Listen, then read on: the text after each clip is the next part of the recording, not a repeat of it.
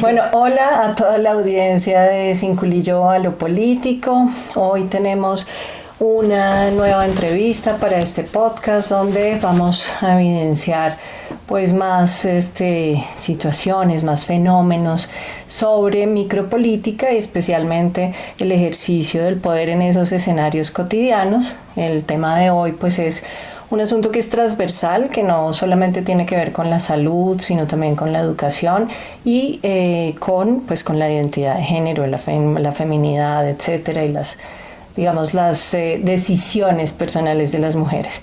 Para no extenderme más, Policarpa, te agradezco si nos regalas la presentación y pues muchísimas gracias por estar aquí. Gracias. Yo soy Policarpa Prieto, hago parte de una colectiva que se llama Huitaca. Somos una colectiva que trabaja salud sexual y reproductiva desde el 2015, ya 10 años. Wow. Nosotras intentamos ser autogestionadas, autogestivas, todos esos autos, y hacemos investigación sobre salud sexual y reproductiva, mirando pues específicamente como la voz de las mujeres, cómo lo viven, cómo viven la atención. Tenemos varios proyectos, uno de esos se llama el Continuo Ginecobstétrico, que busca caracterizar la violencia ginecobstétrica, pues desde donde las mujeres lo viven, específicamente como las mujeres lo viven. De ese proyecto ya salió un primer informe, se llama Se robaron mi parto, es sobre violencia obstétrica en situaciones de parto aquí en Colombia, y estamos en el desarrollo del segundo informe, que sería sobre violencia obstétrica y aborto. No tiene nombre todavía, pero pues esperamos que en un año va a más tardar esté hecho ese trabajo. Trabajamos sobre el tema de la maternidad también desde una perspectiva política, intentando que sea feminista. Tenemos un foro que se llama Desafíos Políticos de la Maternidad, ya llevamos 2 versiones, y algún día hicimos un podcast pero pues bueno, ahí ya hicimos 53 programas de muchas cosas sobre endometriosis, menstruación, anticoncepción, enfermedades de transmisión sexual. Hablamos de partería, de parto, del acompañamiento, de derechos sexuales y reproductivos. En fin, pues como que ese fue como un proyecto muy bonito, muy creativo, pero pues bueno, está en stand-by en este momento. Hacemos parte de un movimiento, no sé si ya lo has escuchado, el Movimiento Nacional por la Salud Sexual y Reproductiva. No, cuéntanos. Eso fue hace, justamente para el tema del Acuerdo de Paz, 2016 me parece. Pasó una situación ahí, con el tema de la violencia obstétrica. Una mujer en el Congreso quería legislar sobre la violencia obstétrica.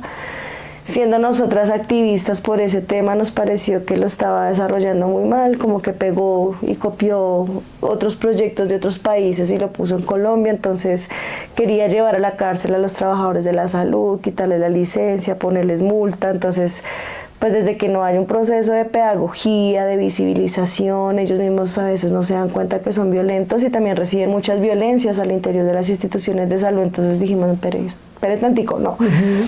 Y al tiempo vino un obstetra que quiso hacer un proyecto también, no sabemos todavía así como contrarrestar ese proyecto que se venía en contra de ellos específicamente, y salió la ley 2244, la ley de parto humanizado, respetado, que habla de los derechos de las mujeres cuando están de parto específicamente. Okay. En ese marco de las mesas, de las audiencias, de conocer toda esa movida política, nos juntamos varias organizaciones de diferentes partes del país y se creó el Movimiento Nacional por la Salud Sexual y Reproductiva.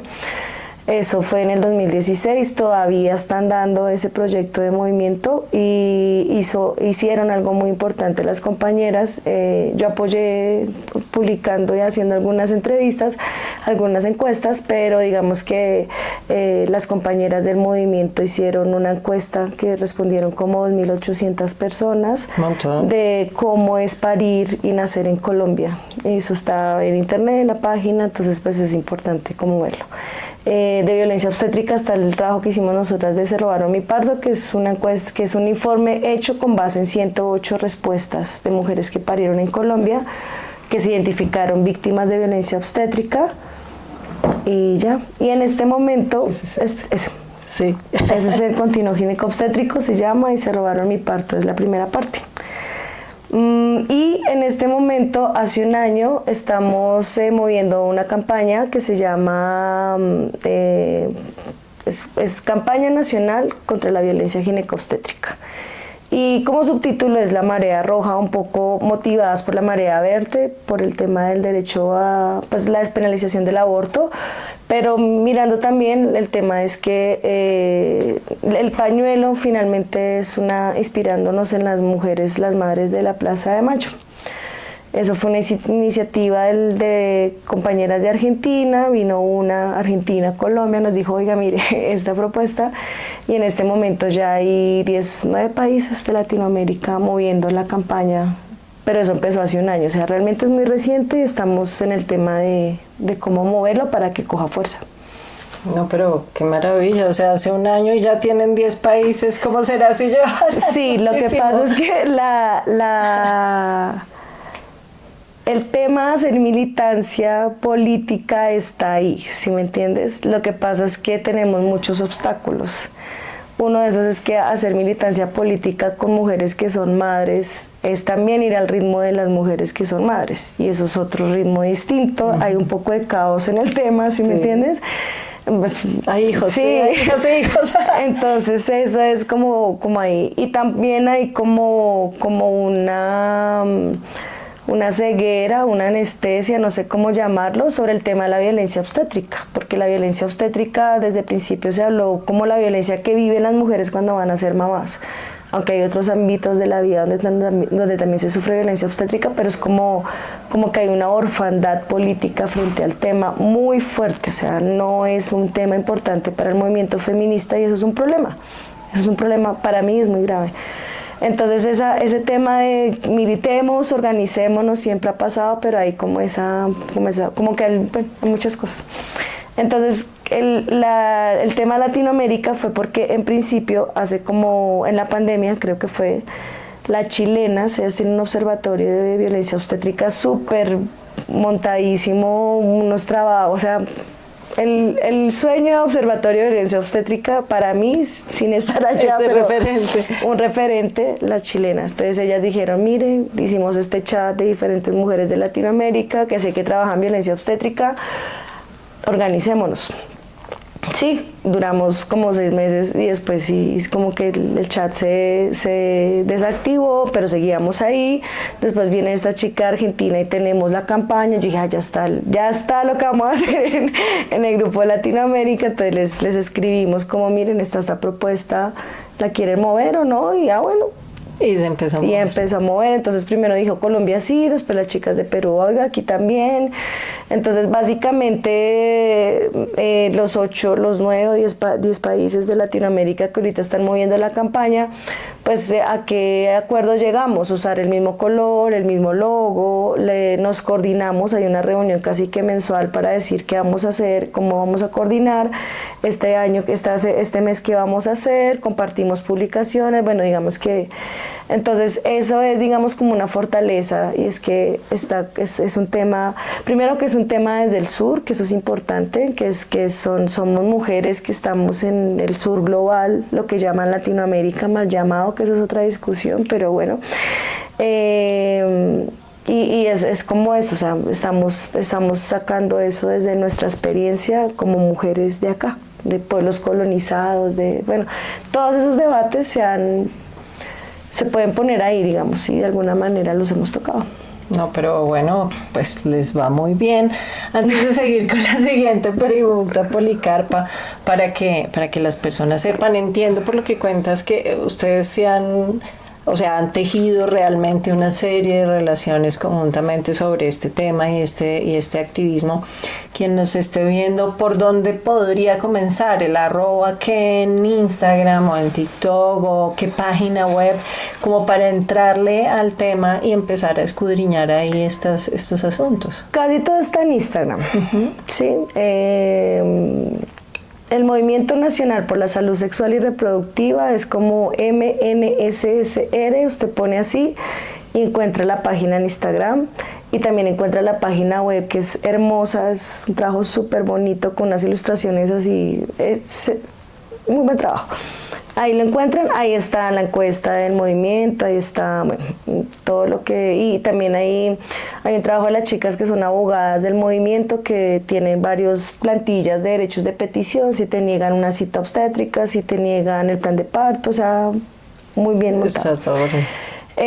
A la Huitaca la encuentran así, Huitaca Observa, Observatorio Huitaca, creo en Instagram. El logo nuestro es una lechuza rodeada de una luna negra.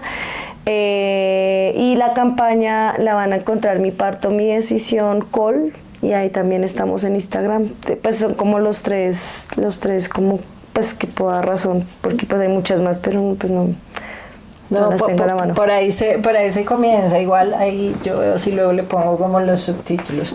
Policarpa, ¿por qué todo esto es importante? Y como tú señalas y dijiste, tal vez esto se ha anestesiado, me gusta esa simbología asociada justamente al anestesiar este tema.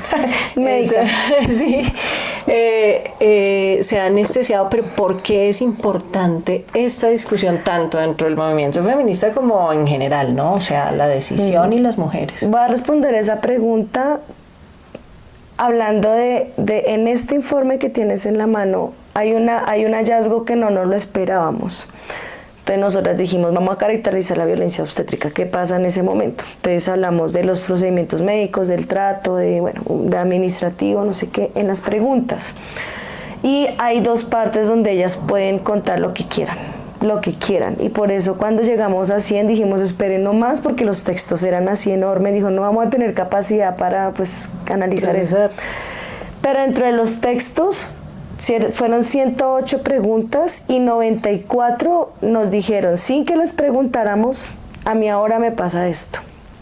O sea, a mí, como un efecto adverso, iatrogénico de la violencia que viví, ahora tengo dificultades para tener relaciones sexuales, siento que mi cuerpo quedó demasiado lastimado, pero de esas 98, casi que el 60% son problemas de salud mental. Sí, y no te estoy mintiendo, puedes leer el informe, claro sí. También lo pueden encontrar está digital libre, o sea, y en el informe dice, las mujeres dicen, yo en este momento estoy medicada por psiquiatría, porque yo tuve un trauma, yo tuve estrés postraumático, tengo un conflicto con mi hijo, porque yo lo amo y todo, pero porque para que naciera mi hijo yo tenía que pasar por eso. Wow. ¿Sí me entiendes? Entonces hay una deuda muy grande con la salud de las mujeres, específicamente cosas que tienen que ver con la maternidad, o sea, cómo yo me inauguro en la maternidad, y es una forma muy violenta, es supremamente violenta. Entonces sí hay unos efectos en la salud, ¿sí me entiendes? Hay una parte de lo que nosotros llamamos violencia obstétrica que tiene que ver con los procedimientos médicos. Hay uno que nos parece que muchas mujeres lo han hablado como que es la ablación de occidente, que le llaman a la episiotomía. La episiotomía. Entonces te rompen un poco la vagina, alcanzan a cortar clítoris, cuando uno mira ahí la anatomía del clítoris, la parte que está en la parte interna, y es como que después te cosen, sí, hay una cicatrización, pero cuando vas a tener relaciones sexuales con penetración, la mayoría dice, espere, o sea, esto duele, doloroso. Siento que ya ha pasado años y esto sigue igual, o sea, que me hicieron, me jodieron, porque si me entiendes, o sea, esa parte de la sexualidad tan íntima se afecta. Entonces hay muchas cosas que faltan mucho por estudiar, o sea, nosotras realmente lo que hacemos ahí en ese informe es hacernos muchas preguntas más que dar respuestas, pero ese hallazgo de decir, ustedes no preguntan, también como me da culpa, ustedes no preguntan qué pasa después de eso. Entonces nadie pregunta, ni siquiera nosotras que estamos interesadas en el tema. Entonces esa es una de las cosas por las que es importante ponerlo en la agenda del movimiento feminista, de salud pública, ¿sí me entiendes? Hay un tema de iatrogenia que para nosotras tiene dimensiones de salud pública. Okay. Eso es como la hipótesis que tenemos. Lo segundo es que esto tiene un tema político y económico también. Entonces mercantilizaron completamente, como todo el tema de salud en el país, mercantilizaron el tema de la ginecobstetricia. Es una de las especialidades que menos paga a los especialistas. Wow. Entonces tú puedes ganar muy bien siendo cirujano estético, pero siendo obstetra no. Y es de las especialidades que ellos mismos lo dicen, somos a los que menos nos pagan. Y uno mira los tarifarios y sí, es así. Entonces, como no es importante, no se le da el valor económico y social que se merece, el tema de que estamos reproduciendo la vida y sosteniendo la humanidad, pues eso ha hecho que producto de la privatización, que eso es un problema desde hace 10 años, se vengan cerrando de manera... sistemática. Sí, no quería ser sistemática, sino como una naipe cuando cae uno después de otro.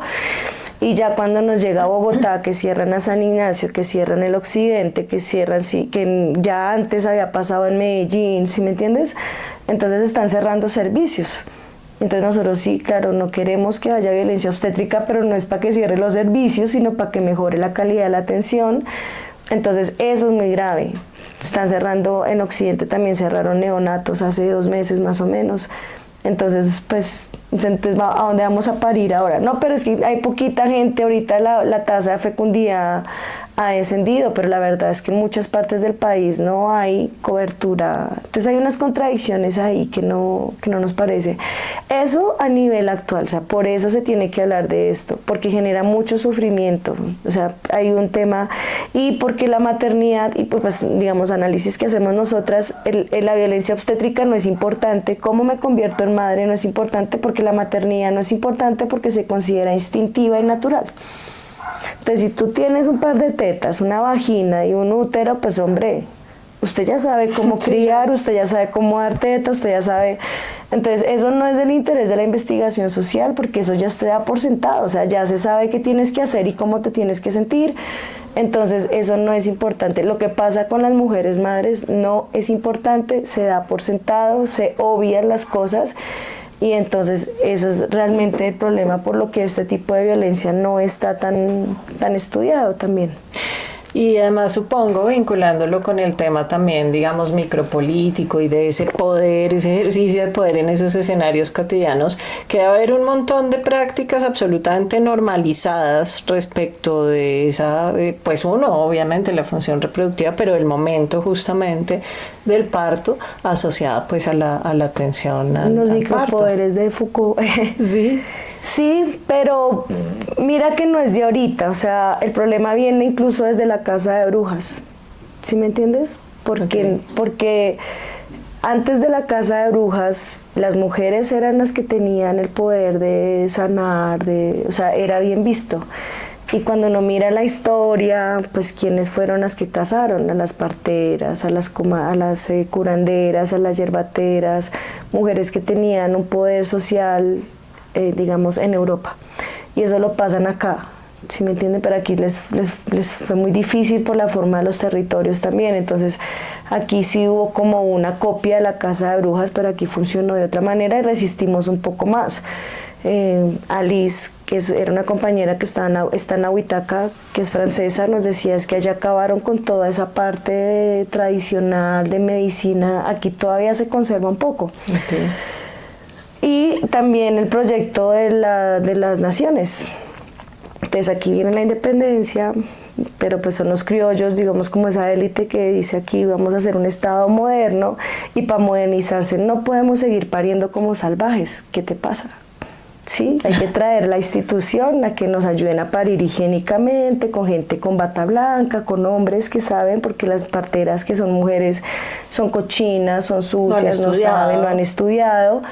Entonces sí hubo un proceso que aquí duró más o menos un siglo para decir las mujeres que ejercen ese oficio tan importante para sostener la vida y cuidar a otras mujeres, pues tenía que ser reemplazado por una clínica, por gente, por esa idea occidental de cómo se entiende la medicina. No solamente la estética, incluso nuestra compañera Valeria, que le ha metido mucho el tema de historia, dice, antes los hospitales eran lugares para irse a morir, no eran lugares para sanar a nadie, sino la gente iba a se enfermar y se moría ahí, y con el tiempo entonces va pasando y allá se colocan a las personas enfermas. Entonces ese proyecto y esa promesa del Estado-Nación, de la modernidad, pues viene aquí. Entonces vamos a parir en el hospital, no con parteras, porque vamos a hacer un Estado moderno. ¿Me entiendes? Nos modernizamos el proceso cultural. Sí, claro, por encima de muchas cosas, no solamente culturales, sino también de salud que realmente funcionaba. Entonces, cuando ya yo me meto al tema de la partería, las parteras no solamente conocen el cuerpo desde la sabiduría, de la manera en que lo aprenden, que es distinta al occidente, sino que también manejan el territorio. O sea, tienen un conocimiento distinto de lo que es el territorio. En la clínica es una cosa ahí que universaliza todo. Les enseñan además a que no tengan ese contacto, ese vínculo afectivo con las personas. Entre menos sientas, más objetivo vas a ser, ¿sí me entiendes? Entonces hay una cantidad de cosas que se reemplazan por un modelo mucho más personalizado en términos capitalistas, mucho más pensado en las necesidades de la gente. Entonces ese reemplazo violento, porque eso fue violento, decir vamos a traer médicos y vamos a hacer hospitales, todo eso es muy bueno, yo no, digamos que no es como acabamos con todo, no, pero el reemplazo no se hizo con un diálogo. No dijeron vengan las parteras, sí, vengan los médicos tradicionales, ustedes que saben, nosotros que sabemos, que traemos, no, eso fue a la brava. Y a la brava fue criminalización, señalización, estigmatización, o sea, y ahorita vemos las consecuencias de eso. No tenemos alternativas para parir, solamente la clínica, una que otra va a parir en casa con una que otra partera que sepa hacer eso, pero lo correcto aquí es que tengamos casas de parto, que tengamos diferentes posibilidades, que si la partería tradicional, que la partería afro, que las parteras profesionales que trabajan en casas de parto, que sí, o sea, no hay toda la diversidad que nos merecemos y que necesitamos para cuidar la salud. Básicamente por ese proceso histórico. Entonces, para nosotras, la violencia obstétrica viene siendo una herencia colonial, racista, misógina. Eso no es de ahorita, o sea, eso tiene todo un proceso histórico que para nosotras empieza en la casa de brujas. O sea, eso no es de ahorita. Tiene toda esa raíz histórica. Claro, porque o sea, lo que se hizo fue acabar con los conocimientos y la sabiduría y las prácticas de cuidado entre mujeres, especialmente. Entonces, pues aquí están las consecuencias. No tenemos dónde parir ahorita y nos están cerrando los servicios y mucha gente está como cruzada de brazos porque no saben para dónde coger. Y además supongo que muchas mujeres tampoco saben cuáles son sus derechos al momento del parto, como por ejemplo que te consulten si prefieres, en el caso que sea necesario la cesárea o que no sea necesario, digamos que hay como unos límites, la episiotomía, prácticas como el cristal, ¿no es cierto? Que se te acuestan sobre la barriga, muchas otras. Supongo que las mujeres además, como en ese momento estamos ocupadas en otros asuntos, pues tampoco en ese momento estamos pensando, venga, no haga esto de normal porque acá yo tengo unos derechos sobre mi No parto. No hay una educación de derechos, ni hay tampoco una educación basada en los derechos humanos por parte de los trabajadores de la salud. Y el otro tema que hay que mencionar es que a los y las trabajadoras de la salud también vienen de contextos muy violentos. La formación es violenta.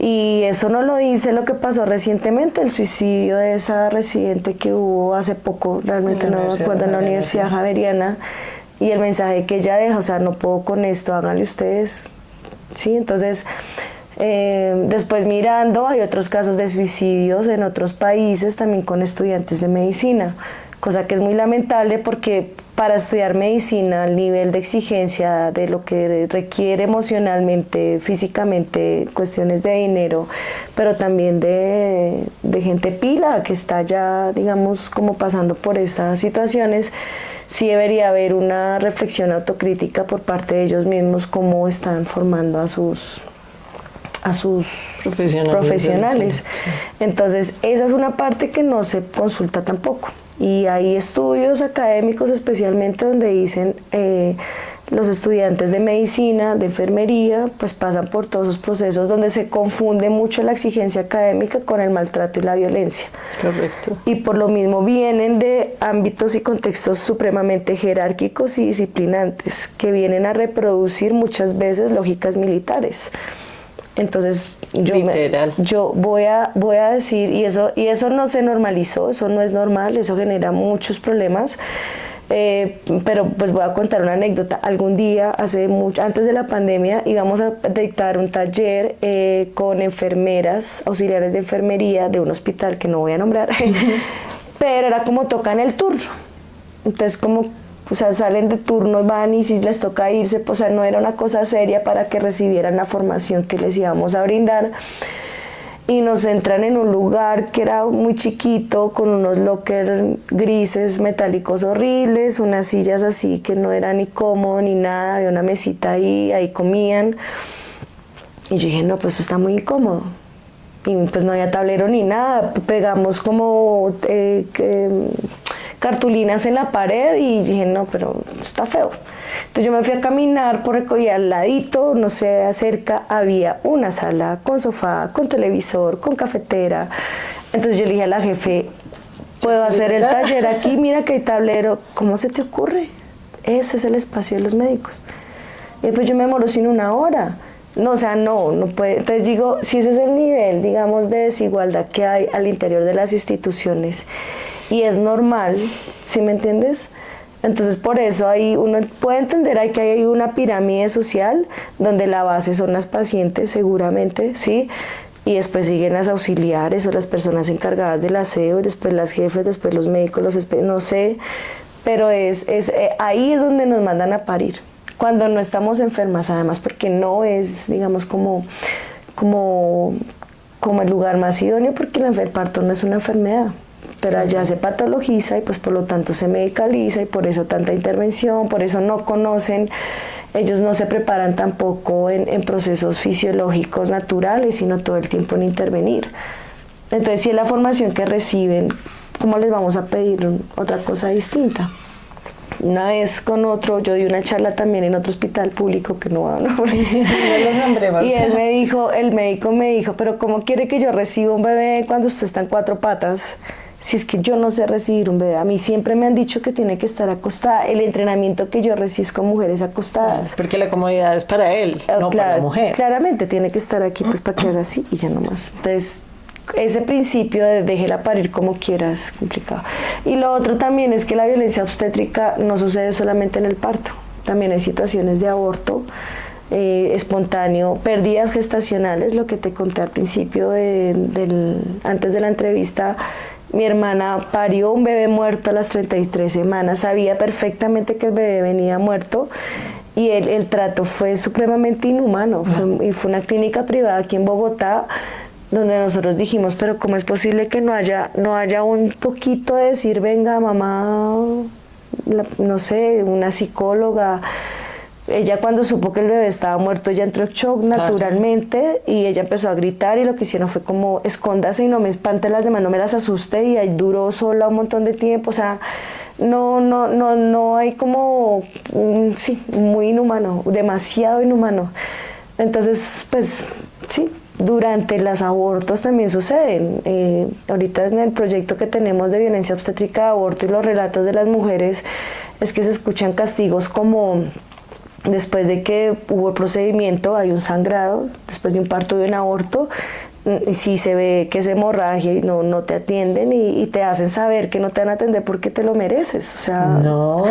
Dejarle, si es un feto, si es un producto, para que mire y coja escarmiento, cuando yo de pronto no quiero ver. ¿Sí me entiendes? Si tú necesitas un procedimiento mucho menos invasivo que un legrado, mándela al legrado, que es fuerte, ¿sí?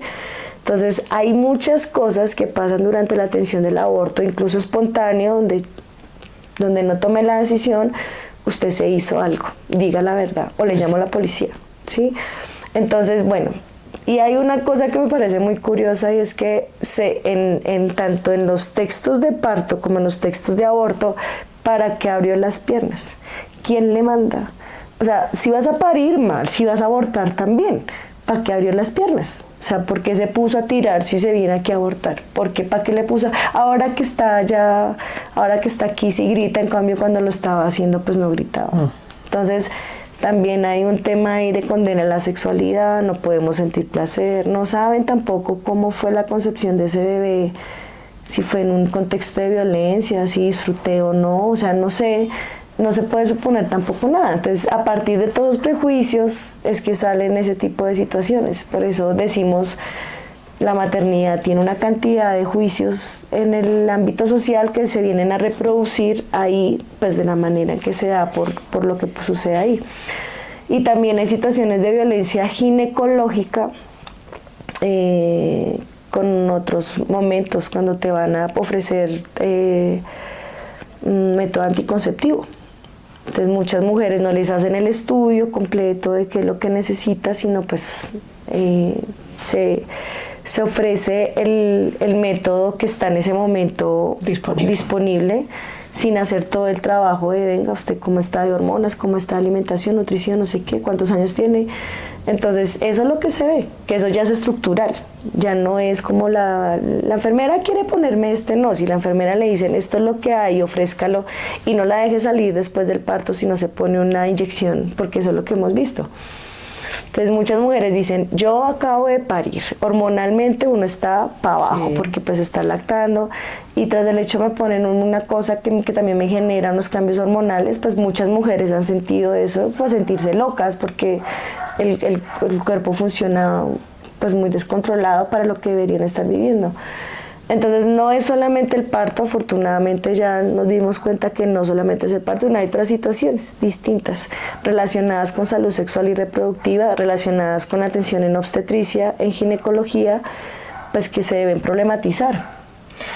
Pero además a mí pues lo que me llama la atención es esta función de reproducción de la vida, de cuidado de la vida, y justamente es el momento, como tú dices, donde se expresan, ¿no? Todas esas violencias que vienen de muchos lugares y tienen ahí como ese lugar de encuentro y que además entonces está sobre el cuerpo de las mujeres. Eso es suficientemente duro como para problematizarlo, como tú dices. Sí, pero sí. Ahí con el tema de la baja natalidad, que en Colombia ya bajó al 33% desde no me acuerdo qué año, creo que el 2015. Bueno, vamos así, la gráfica va así. Y es muy absurdo que después de todo esto que nos pasa para ser mamás, y se sorprendan ahora porque no queremos. ¿Sí? Después de todo lo que pasamos. Y es culpa del movimiento feminista. Bueno, sí, el movimiento feminista ha puesto la maternidad como una opción, está ayudando a despenalizar el aborto para que... Pero la realidad es que muchas mujeres no quieren ser mamás o toman la decisión, y eso lo vimos en el foro Desafíos Políticos de la Maternidad, porque el mundo está muy tenaz, porque no hay condiciones materiales, pues, porque no hay condiciones materiales, porque vamos, bueno, o sea, en poco tiempo el cambio climático nos va a dejar sin agua y para criar un hijo que necesita agua potable, ¿sí? Entonces sí es, digamos, como muy importante pues analizar como en estructura todo lo que tiene que ver con el tema de la maternidad. Tengo dos preguntas, Policarpa. Yo soy muy preguntona, pero una es, yo he escuchado, pues la verdad no sé en qué países, se permite que en las casas de parto tú escojas si tu parto se atiende por una partera, por ejemplo, o por un médico. Y yo recuerdo si es Argentina o es España, no lo sé. Yo sé que Argentina tiene la carrera de partera o comadrona, bueno, no sé, realmente creo que es partera, pero legalmente y a nivel social tienen muchos obstáculos para poder ejercer y para poder hacer del parto en casa una opción legal, tranquila, no, eso no... Yo sé por pues, testimonios de que sí se preparan y sí sea partera, pero váyase para la clínica, o sea, atiendan la clínica y el parto en casa. Incluso creo que me acuerdo que en el primer foro, Violeta Osorio y su compañero, que también es partero, hablaron de eso, de cómo se estigmatiza y se persigue el parto en casa, incluso teniendo, pues digamos, como la opción de prepararme yo en una universidad como partera, ¿sí me entiendes? ¿Y en Colombia? ¿Qué pasa con la partería? No, la partería resiste. O sea, yo lo que vi, y lo voy a decir desde mi posición de no indígena, porque es bien complejo y delicado como hablar del tema, así como hablando de, sí, como que hay cosas en las que uno no se puede apropiar ni puede hablar en representación de... pero lo que vi es desde mi experiencia como investigadora y también como estudiante, la partería ha resistido y ha sido una necesidad, especialmente en los pueblos, ¿sí? En los pueblos indígenas, en los pueblos afro. De lo que hemos investigado, la partería también tuvo su lugar en sectores populares, incluso cuando empezaron a decir vengan aquí a la clínica a parir. Tengo testimonios de gente que todavía en Bogotá, allá en el 20 de julio, en lugares muy digamos como de sectores empobrecidos, donde eran las parteras las que atendían estas poblaciones. Pero nomás hay que mirar, pues aquí mi propia, o sea, si yo miro, mi mamá sí me parió a mí en un hospital, pero mi abuela sí parió sus hijos con parteras. Entonces eso no es tan por allá lejos, no, o sea, realmente todas, creo que todas las familias en algún punto de tercera, cuarta generación tienen a alguien que fue partera o partero, porque también era un oficio de los hombres. Claro. Entonces eso se ha venido perdiendo, pero ahorita digamos si hay un movimiento grande por parte pues, del movimiento indígena de resaltar, pero no, hasta donde yo lo entiendo, no es la partería nada más, sino todo el tema de medicina como todo global, donde dentro de eso está el oficio de la partera, pero generalmente las parteras ahí también son médicas tradicionales. Igual pasa con la partería afro. En las zonas urbanas también hay parteras, sí, pero como aquí no hay procesos de formación formales, legales, muchas se han formado empíricamente o han ido a lugares de pueblos donde han recibido la formación de una partera tradicional, pero pues formalmente no está reconocido, o muchas han salido a estudiar afuera y regresan a ejercer aquí la partería también en sectores, digamos, como urbanos. Okay. Y ahí pasa de todo, la partera que te atiende gratis, la partera que te cobra interesantemente pues por un parto en casa, ¿sí? Y hay debates también, de si cobro o no cobro, pero entonces como vivo y si estoy en Bogotá, pues yo tengo que pagar arriendo, tengo que comer, no, yo no tengo una huerta para sembrar plantas ni mi comida, ¿sí me entiendes? Entonces ahí hay unos debates al interior de la partería en Colombia que son bastante interesantes, pero pues sí, si tú quieres un parto en casa, pues tienes que buscar quien te atienda el parto en casa. También hay gente que se forma y hace los partos autónomos sin parteras. Pocos casos, pero hay gente que le apuesta a eso también, al tema de la autonomía. Lo que sí es importante resaltar, y ojalá esto quede en adición, sí, es que las parteras están aquí detrás de nosotras hace 3 o 4 generaciones, incluso 2. Todavía tengo amigos, compañeros que tengo mi mamá y ella es partera o fue partera y ella acomodaba a los bebés y me atendió a mí los partos, no sé qué.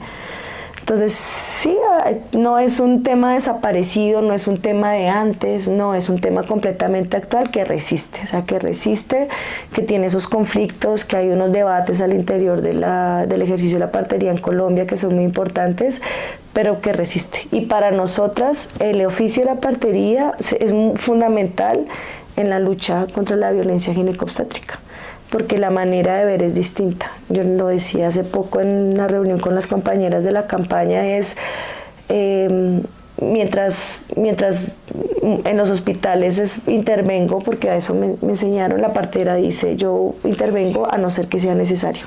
Okay. Es posible, ¿sí? Y mientras aquí hay un riesgo, primero detecto el riesgo o va a haber un riesgo hasta que yo demuestre lo contrario, aquí es que todo es saludable mientras yo demuestre lo contrario, ¿sí me entienden? Entonces son 2 formas distintas de verlo, pero también en el tema del contacto, de qué necesita, de esta dolorida, hay que ponerle caliente, hay que taparla, hay que darle agua caliente, hay que darle agua, hay que consentirla, ¿sí me entiendes? Un poquito. De la libertad, es muy distinto, o sea, yo ojalá que sería genial donde todos los trabajadores de la salud que atienden partos pudieran ver un parto de una mujer en libertad, porque eso es otra cosa distinta, o sea, poder que se mueva, que se agache, que se pongan 4, que llore, que gime, que no sé, tantas cosas en libertad que pueden hacer que la experiencia sea gratificante. Yo no digo que fácil, porque es duro muchas veces, pero pues sí sería algo que podía ser mucho más gratificante para una mujer, para su familia también. Claro. La ley 22, ¿qué dijiste? 2244. 2244, parto humanizado. ¿Y qué ha pasado con esa ley? No, pues ahí está. Está ahí. Es un bonito papel que tenemos. No, pues sí, digamos que se logró, que fue un logro, ¿sí me entiendes? Aparte que un obstetra nos parara bolas, es como, wow. Desde la derecha además que bueno, otro debate, pero sí fue como, bueno, ya tenemos unos derechos. La ley 2244 establece 28 derechos en los que está, que puedes estar acompañada, que puedes hacer un plan de parto, que puedes comer, que puedes caminar, que puedes escoger todo eso, pero no hay una voluntad política para la implementación, y tampoco es la lectura, eso ya lo digo personalmente, tampoco hay una base social robusta que pelee por eso. Por eso es tan importante el tema de la militancia, porque no hay quien pelee por eso, somos las mismas 10 gatas que nos encontramos siempre, ¿sí me entiendes? Entonces sí es muy complicado, porque después de que hay una ley, pues tiene que haber un proceso de implementación, tiene que haber un proceso de decir los lineamientos de parte del Ministerio de Salud, y eso no ha pasado. No hay lineamiento, cosa distinta, ni seguimiento. No, cosa distinta con el tema del aborto. Pues porque ahí también hay rebusto, hay una financiación, digamos, eso es distinto. Y es a eso a lo que yo me refiero cuando hablamos, estamos un poco huérfanas con ese tema político. ¿Sí me entiendes? Y pues a pesar de que ha bajado la tasa de natalidad, yo me acuerdo que las estadísticas del 2018 es que en Colombia habían casi 900.000 partos. O sea, casi 1 millón de mujeres pariendo por año. Claro, eso es mucho. No, pues un montón, ¿sí? Y ahorita son 600 y algo. Sigue siendo igual altísimo. Sí, o sea, un montón. Pues, son muchas, como para decir que este no es un tema importante para no trabajarle también políticamente desde activismo político. Ahí estamos haciendo activismo político. Policarpa, ahora sí la última de verdad, y es, ¿qué pasa el 17 de mayo? Ah, bueno. Cuéntalo de la campaña. Todo lo que quieras. En Argentina hay un movimiento grande. Argentina en general tiene una historia y un legado muy fuerte de salir a la calle y pelear las cosas afuera. Sí, eso es muy importante. En Argentina hay una campaña que vienen desarrollando pues varias organizaciones alrededor de Argentina. Hace 2 años están ellas en ese trabajo. Se llamó en un principio Mi Parto, Mi Decisión. Después cambiaron por todo lo que dije anteriormente, no solamente el día del parto. Hay muchas situaciones de salud sexual y reproductiva donde se puede decir que hay violencia obstétrica. Entonces ya después lo llamaron Campaña Nacional contra la Violencia Gineco-Obstétrica. Ellas asumen que el color rojo como el tema de la sangre de parto, escogen un logo que no traje, pero pues lo podemos mostrar después, sí.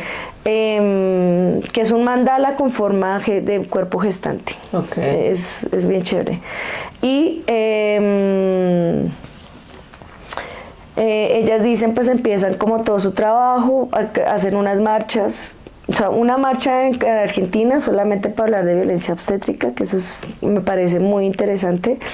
¿Y en qué se inspiran ellas? Pues le llaman la marea roja, existe la marea verde, que es ampliamente conocida, pero la marea verde y la marea roja se inspiran en los pañuelos de las madres de la Plaza de Mayo. Entonces, eso... para los análisis que hacen ellas de su propia historia, las primeras en denunciar violencia obstétrica fueron las madres de la Plaza de Mayo, porque todos los 400 bebés desaparecieron cuando sus madres estaban embarazadas, y tuvo que haber un obstetra que atendiera esos partos y ayudara a raptar a esos bebés. Digamos que es fuerte, pero pues digamos que entonces todo ese análisis histórico que hacen, dicen nosotros, oiga, sí. O sea, aquí en Colombia también hay situaciones así que vale la pena como mirar. Ellas vienen aquí, viene una compañera partera, viene aquí conociendo parteras, nos dice, mira, aquí está la campaña, queremos que se vuelva a nivel Latinoamérica, nos parece que tenemos muchas cosas en común. Entre esas, esta de violencia obstétrica, decimos sí, y también entender que el concepto de violencia obstétrica también nace en el sur global. Fueron las venezolanas en el 2006 cuando dijeron vamos a ponerle nombre a esto, pues para empezar a trabajar, que eso fue Ahí pueden encontrar a Marbella Camacaro, que es una de las más reconocidas. Yo creo que hubo trabajo de muchas mujeres ahí, pero pues ella ha escrito mucho sobre el tema de violencia obstétrica y fue de las primeras en poner esto a nivel académico. Entonces nos dice, nosotras, bueno, hagamos una reunión, aquí hicimos reunión, nos gustó la idea y dijimos, bueno, Colombia acepta y vamos también a mover el mismo logo, el mismo color, organicémonos. Tenemos una identidad. Sí, ya ellas nos ayudaron mucho con ese trabajo identitario. Y después, como tenemos también desde hacía rato contacto con compañeras en Chile, en Uruguay, en Perú, en Ecuador y en otros países de Latinoamérica, pues les mandamos el mensaje, es decir, como hace rato que nos queremos organizar a nivel de Latinoamérica, estoy hablando de hace 4 años, 5 años, y aquí está el motivo por el cual nos vamos a unir. Entonces ya después las compañeras de Perú dijeron, listo, aquí Perú, campaña nacional, rojo, mandala, no sé qué, bien. Después Ecuador, después Uruguay, después así, y en este momento hay 9 países que oficialmente dicen vamos a mover la campaña y pues hacemos una reunión cada mes, obviamente virtual, y pues ahí nos ponemos de acuerdo pues para saber qué tipo de actividades se van a hacer y cómo se va a mover.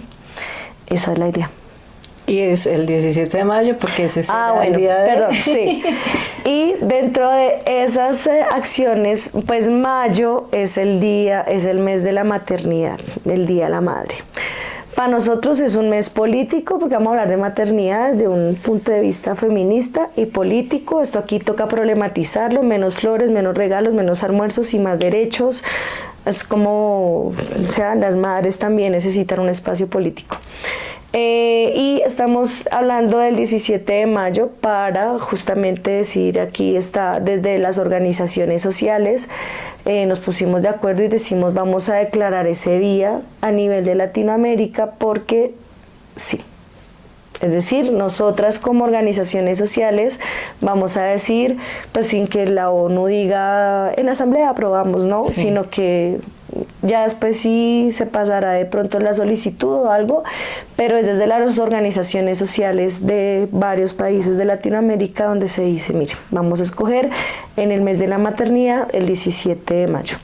Y también como un tema como un poco crítico con esta semana del parto humanizado y respetado, porque la Semana del Parto Humanizado y Respetado se define en Francia y de allá mandan las fechas y mandan el eslogan y como que hay que hacer.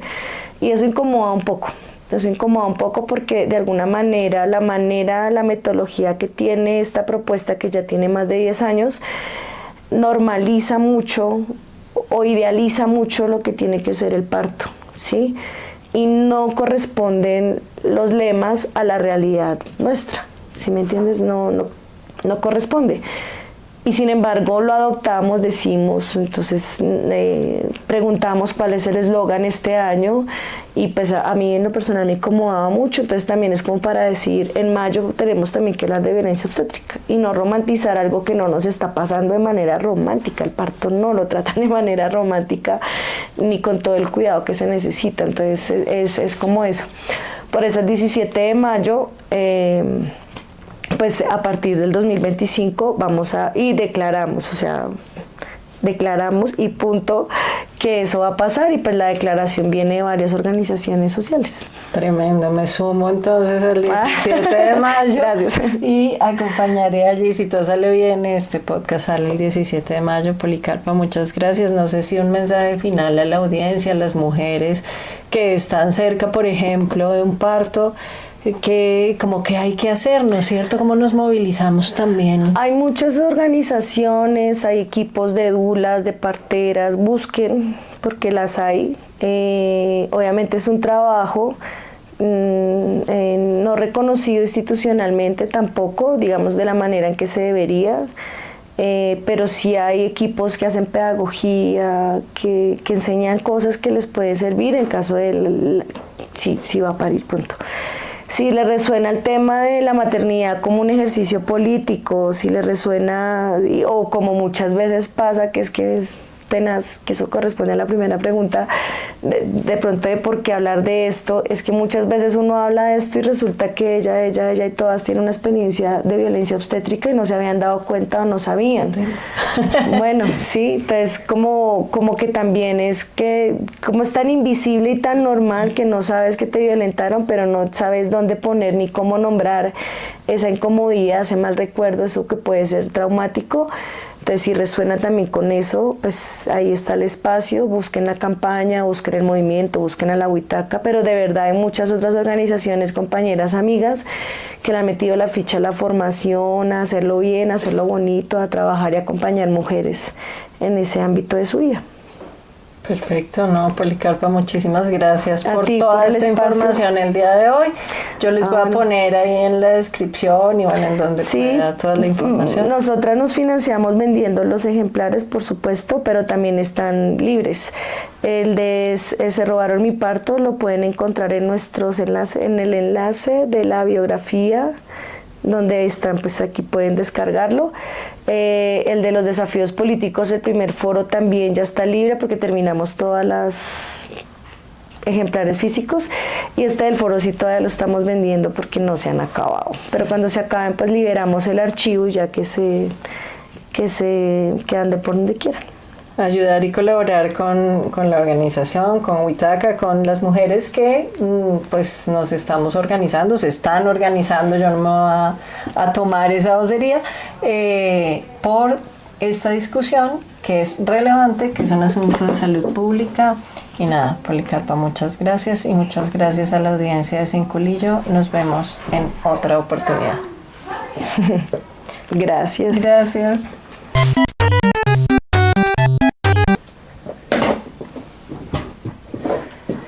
Bueno, muy buenas tardes.